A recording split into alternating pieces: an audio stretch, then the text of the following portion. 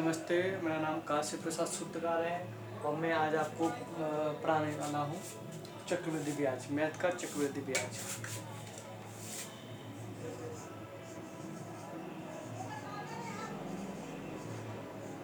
चक्रवृद्धि ब्याज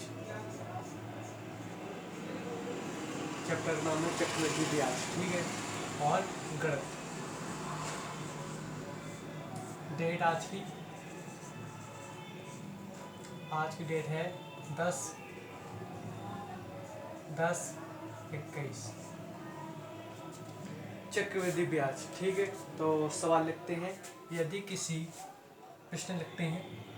प्रश्न नंबर पहला, किसी धनराशि पर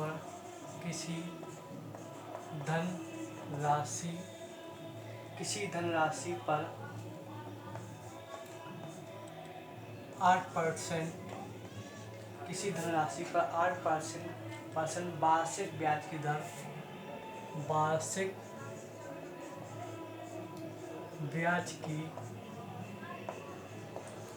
दर, परसेंटेज ब्याज की दर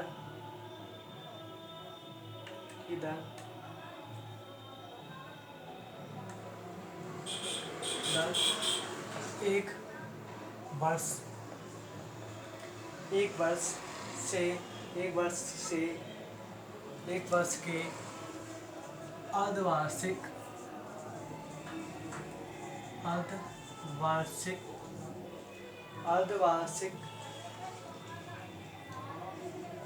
5 मिनट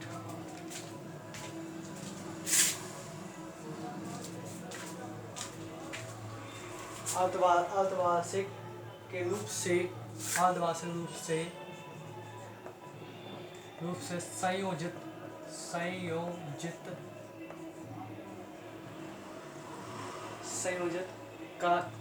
चक्रवृद्धि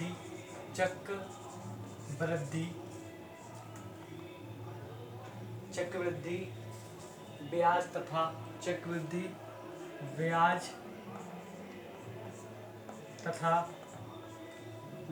तथा साधारण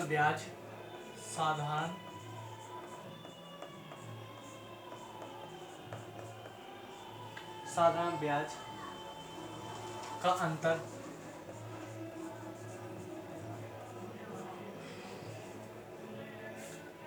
रुपये 30 है।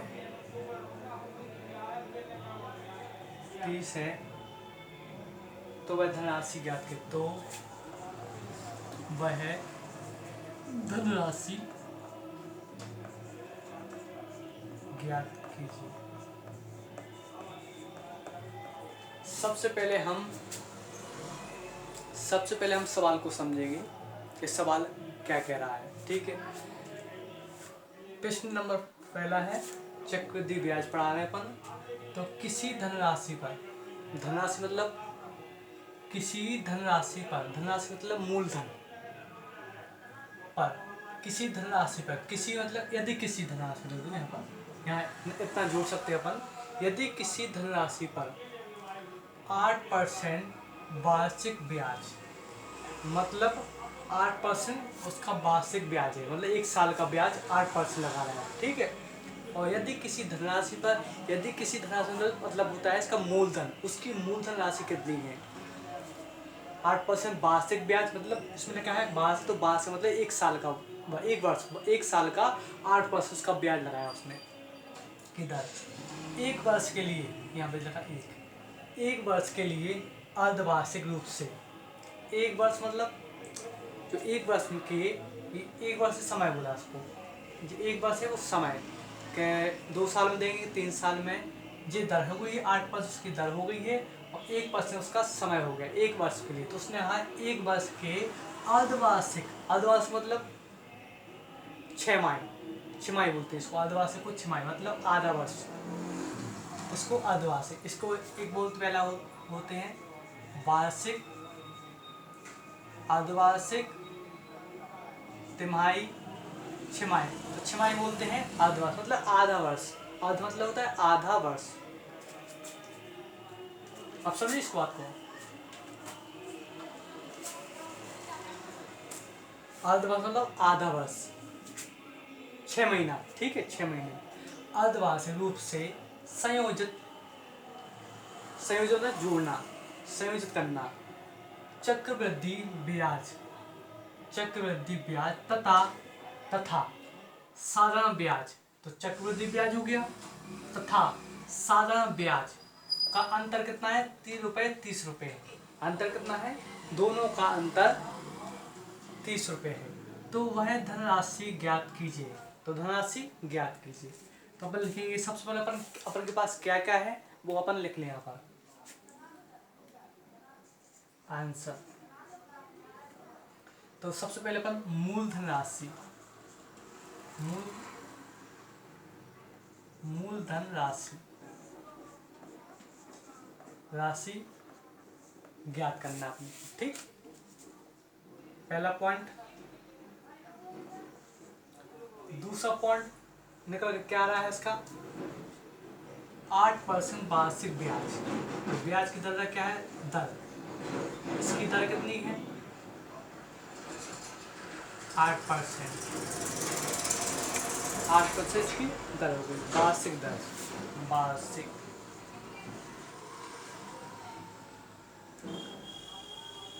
और दर हो गई। 1 वर्ष समय, उसका समय कितना है? समय 1 वर्ष, ठीक है, 1 वर्ष। अब लिखेंगे माना कि, यहां से लिखिए माना कि मूलधन राशि क्या मान ली जाए? बराबर x है। मूलधन राशि x मान लीजिए, क्योंकि इसमें धनराशि दी नहीं गई है इसलिए इसको x मानना पड़ेगा। मूलधन राशि x मान लीजिए। अब यहाँ से प्रश्न आप समझे, इसमें बोला था 1 वर्ष के अर्धवार्षिक, अर्धवार्षिक मतलब आधा साल, आधा साल। तो अपन क्या लिखेंगे? मूलधन राशि x है, अर्धवार्षिक तो यहाँ पर लिखेंगे पहले उसकी दर। तो r बराबर होती है 8%, जिसको बोलते हैं दर, पोस्टल की दर। 8%, r बराबर 8%। अब वो उसने कहा कि 1 वर्ष के अर्धवार्षिक, अर्धवार्षिक आधा महीना, तो आधा महीना होगा तो 8 का कितना, r का कितना होगा? r/2, r/2 आधा हो गया। r है 1 साल का और आधे वर्ष का 6 महीने का, r/2। अगर उसको हम कहें तिमाही रूप में तो तिमाही में r/4, ये तिमाही रूप में हो गया, ठीक है। मतलब यहाँ समझा, r सिंगल है जो 100% है, इसको आधा करना है, 50% ये, तो इसको r/2 करेंगे, ठीक है। अगर अपन इसको और कम करना है तो 25 करना है, तो इसको r/4 लिखेंगे, समझे आप। और अगर इसको और कम करना है तो जी 1/2, 1/3, 1/4, 1/4, 4। कहने का मतलब है आपके पास 1, 2, 3, 4 रुपये आपके पास हैं, ठीक है। अब 1/4 का मतलब होता है 4 वस्तुएं हैं, हमने अभी 1 बटा दी है, 1 बटा, उसने किसी व्यक्ति को 1 रुपये दिए। अब बचे कितने पर? 1/4 में अपन के पास 1/4 है, 1/4 मतलब 4 रुपये अपन के पास है, 1 रुपये ऊपर वाला है, ठीक है। अपन ने किसी व्यक्ति, अब मैंने किसी व्यक्ति को 1 रुपये दिए, तो 1 रुपये उसको देने के बाद उसका कितने बचे? 1/4, तो क्या बचे? 3 रुपये बचे, तो यहाँ पर लिखेंगे 1/3, 1/4 लिखेंगे, ठीक है। और फिर हमने 1 रुपये और दे दिए उसको, 2 रुपये, तो यहाँ पर आएगा क्या? यहाँ पर आएगा 1/3, ठीक है। यहाँ पर आएगा 2/4, फिर 1 और रुपये और दे देंगे तो फिर 3/4 आएगा। पहले आएगा 1/4, फिर दूसरी बार आएगा 2/4, तीसरा बार आएगा 3/4, फिर चौथा वाला आएगा 4/4। मतलब एक वस्तु जो 4 रुपये है वो हमने एक व्यक्ति को बांट दिया 1 रुपये। अब 3 रुपये बचे तो अपन लेंगे 2/4। तो 2 रुपये पे एक रुपये और बांट दिया उसको तो 3/4। तो 1 रुपये और दे दिए उसको तो 4/4। 4 1 बचा, कुछ नहीं बचा। तो वही मैं समझाने वाला हूँ आपको कि आपके पास 100 रुपये हैं, ठीक है। आपको 100 रुपये किसी व्यक्ति को बांटना है 4 लोगों को, तो कैसे बांटोगे जी? इसके एक अनुपात में कहें बट्टे के रूप में, बट्टा 1/बट्टे के रूप में है, ठीक है। इसको 1/2 आधा मानते हैं। तो वो हमने बताने की कोशिश की आपको समझ में आया तो बताना।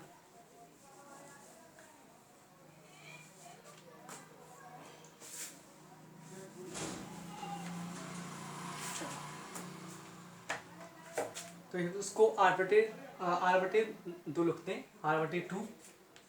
आर का मान क्या है? 8/2। 2 से 2 कटेगा तो 4 आएगा, तो 4% हो गया इसका, ठीक। अब दूसरा हमने क्या होता है? समय। तो समय कितना है? इसको n में प्रदर्शन करते हैं, n बराबर 1 वर्ष। तो क्या लिखेंगे इसको? n।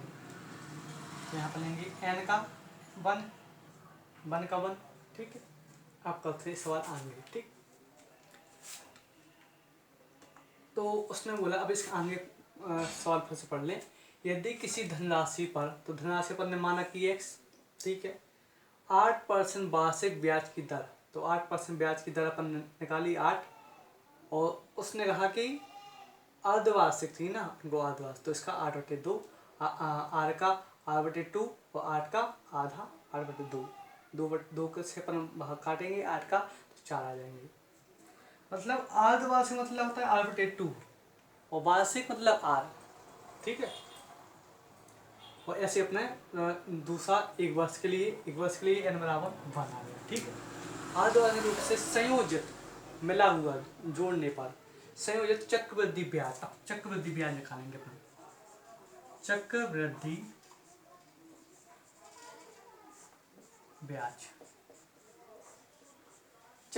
ब्याज निकालेंगे। तो चक्रवृद्धि का फॉर्मूला क्या होता है? लेकिन इसमें अपन को निकालना है अर्धवार्षिक वाला, अर्धवार्षिक ब्याज, ठीक है। तो यहाँ पर लेंगे चक्रवृद्धि ब्याज P कोष्टक 1 कोष्टक क्लोज 1 प्लस R/100 100 कोष्टक 1 उसकी घात n, जिसका फॉर्मूला है। तो लिखेंगे P की वैल्यू क्या है? मूलधन राशि क्या है? P माने प्रिंसिपल होता है, मूलधन उसको इंग्लिश में बोलते हैं प्रिंसिपल, और वैसे मूलधन तो x है इसका। तो मूलधन राशि P, तो क्या है इसकी? इसको बोलते हैं प्रिंसिपल, ठीक। तो x रखेंगे और 1 की वैल्यू 1 प्लस R की वैल्यू क्या है? 4, तो 4/100। n की वैल्यू क्या है? 1, तो यहाँ 1, यहाँ 1 लिखेंगे क्योंकि 2n लिखेंगे, 2n n है तो इसका आधे वर्ष का होगा ना 2n, तो बराबर 2 × 1 बराबर 2। तो यहाँ पर लेंगे 2n, तो यहाँ पर 2 हट जाएगा तो क्या आएगा? 2। n की वैल्यू 1 तो 2 लिख लेंगे, ठीक है। यहाँ पर 2n लिखेंगे, यहाँ पर R/2 लिखेंगे, ठीक। x 1,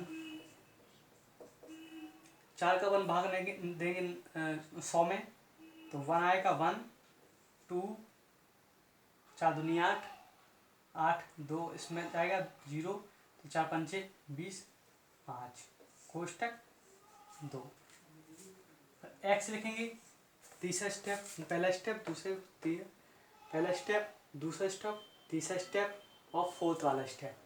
तो लिखेंगे इसका काटेंगे, इंटू करेंगे, तो 25 का 25 प्लस 1/25 पावर 2 का। ठीक है, फिर नीचे करते हैं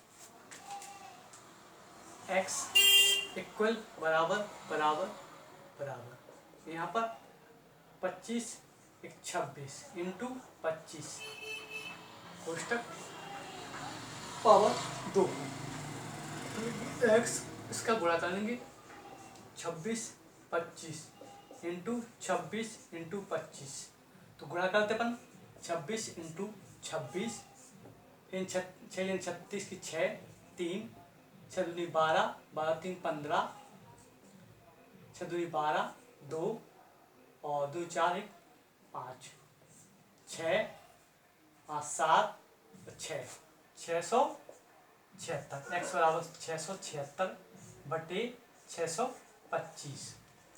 अपने पास 625 आ गए हैं। ठीक है, अब इसको मिटाने की कोशिश करते अपन।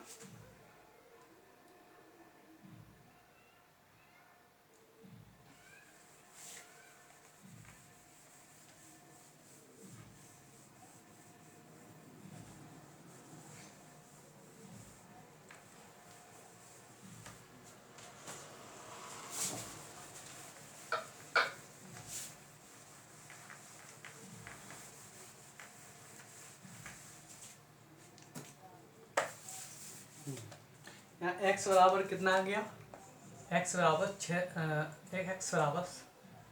676 बटे 625। ठीक है, अब हम क्या करते हैं, माइनस x करेंगे, क्योंकि इसका फॉर्मूला होता है चक्रवृद्धि मिश्र धन बराबर होता है चक्रवृद्धि ब्याज माइनस मिश्र धन, जिसका फॉर्मूला होता है, सूत्र बोलते इसको फॉर्मूला। ठीक है, तो इसका गुणा करेंगे, इसमें बटे लिखेंगे 625 776 x इंटू करेंगे 625, x बराबर 625 76 में से 625 गए तो कितना बची 776 और 625, 6 में से 5 1 बचा, 7 में से 2 5 और 6 में 0, 51 बटे 625 ये आ गया। अब आगे क्या करना है, इसके बाद जी आने के बाद उसने कहा था कि साधारण यहाँ से आता फॉर्मूला कि चक्रवृद्धि ब्याज हो गया, निकल गया, फर्स्ट लिखेंगे इसको। अब दूसरा निकालेंगे अपन, पहला फॉर्मूला निकल गया। ठीक है, ये निकल आया अपना चक्रवृद्धि ब्याज। अब निकालने वाला वो साधारण ब्याज, साधारण ब्याज पढ़ेंगे, साधारण ब्याज को निकालेंगे। अब साधारण ब्याज तो इसका फॉर्मूला होता है P into R into T बटे 100। P मतलब होता है मूलधन, आर मतलब दर होता है, टी मतलब समय होता है। तो मूलधन कितना था, x था उसका, माना कि मूलधन बताया था x आपको, और आर उसका आर कितना था, आर किस धनराशि पर, हाँ आर था 8% बटे 100, और टी था समय तो 1।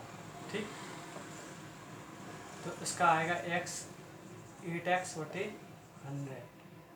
इसको काटेंगे, 4 दूनी 8 2x और 4 दूनी 8, तो यहाँ पर 25, तो 2x आ गया, इनका आ गया। ठीक, इसको समीकरण नंबर 2 मान। अब देखो समीकरण नंबर 1 व 2 से लिखेंगे x बराबर 51 बटे 625 बराबर 2x बटे 25। अब वो कह रहा था अंतर, चक्रवृद्धि ब्याज और साधारण ब्याज में अंतर कितने का है, अंतर कितने का है 30 रुपये का। ठीक, रुपये 30 का है, इसका अंतर है 30 रुपये का।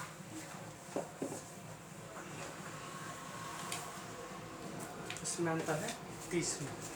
तो लिखेंगे x बराबर 51,625 माइनस 2x/25 बराबर ₹30।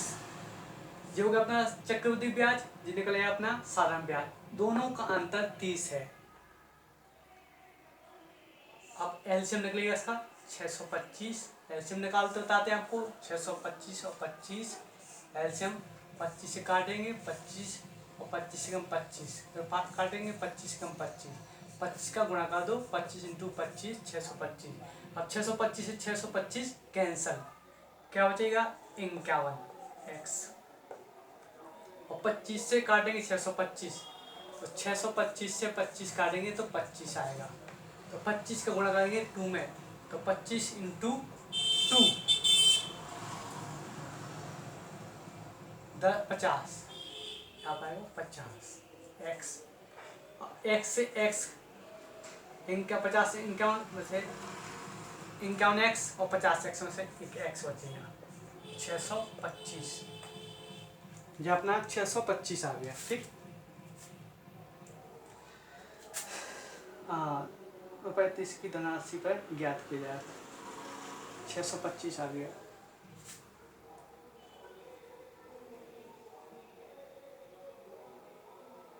x बराबर 625 बराबर 30, जो साइड में पढ़ना ज़्यादा तो इसका त्रिगुणा करेंगे, तो x बराबर 30 इंटू 625, तो x बराबर 0, 5 × 15 1, 3 दूनी 6, 1 7 और 6 × 18, 600, यहाँ से लिखेंगे 625 इंटू